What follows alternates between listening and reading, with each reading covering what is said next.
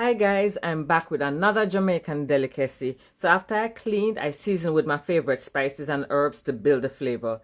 I seasoned it overnight because I wanted it to really soak in.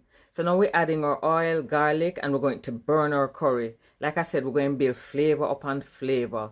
So now we just start adding pieces of the meat and start searing it. We want to get that nice color. We don't want it too brown because it's not brown stew.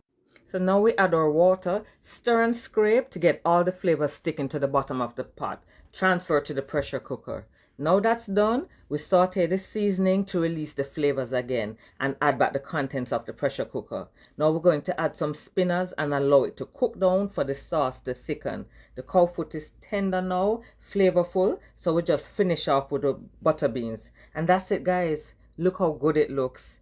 If you've never tried curry cow foot, guys, you are missing out. This was so good.